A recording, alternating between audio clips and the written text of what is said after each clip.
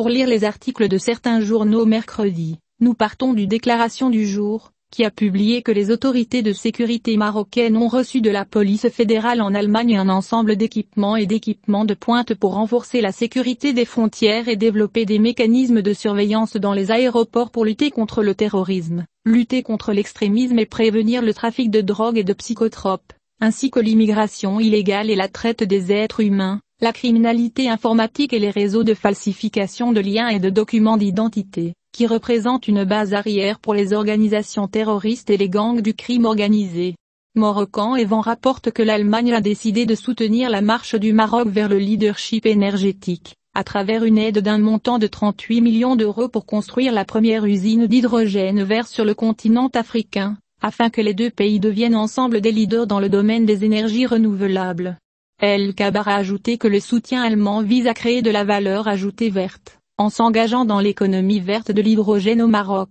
Le même journal rapporte que le ministère de la Santé et de la Protection sociale a démenti la nouvelle de l'épuisement des stocks d'insuline dans les cliniques et les centres de santé, et a déclaré qu'il attache une grande importance à l'approvisionnement en insuline au sein des établissements de santé à travers le royaume, ajoutant que pour cela, de grandes quantités de cette substance ont été acquises dans le cadre d'un accord cadre d'environ 6 millions d'unités. L'insuline, dotée d'une énorme enveloppe financière pour l'année 2022, et a œuvré pour fournir aux unités de santé et aux institutions hospitalières au niveau national cette substance vitale de manière régulière et régulière. Base. Al-Hadat al-Maghribiya a également écrit que le tribunal de commerce de Casablanca a jugé que l'activité de Samir se poursuit pendant 3 mois, pour la 27e fois. Cette décision intervient conformément aux exigences de l'article 652 du Code de commerce qui permet la poursuite de l'activité des sociétés en liquidation judiciaire si l'intérêt public ou l'intérêt des créanciers l'exige, soit d'office,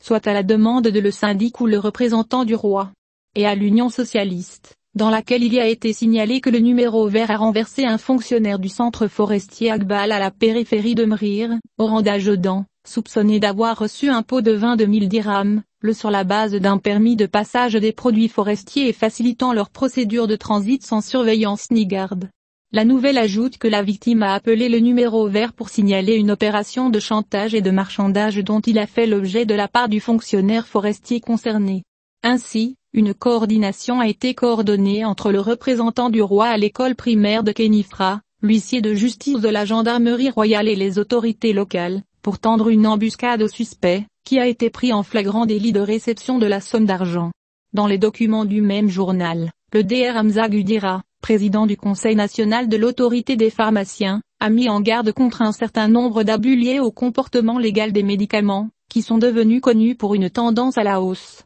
Il est représenté dans l'usine, distributeur et pharmacien, ce qui n'est plus respectable, car des déséquilibres ont été identifiés concernant le traitement de certaines classes de médicaments. Le même médecin a confirmé que l'autorité nationale des pharmaciens a reçu des plaintes de pharmaciens critiquant la baisse de la demande de vaccins, et de même en ce qui concerne l'insuline, dont les niveaux de décaissement ont diminué d'un pourcentage significatif dans ces pharmacies, ainsi qu'un certain nombre de médicaments qui sont utilisés dans le domaine des examens radiographiques, soulignant que cette situation s'est aggravée et encore aggravée depuis l'émergence de la pandémie de Covid-19.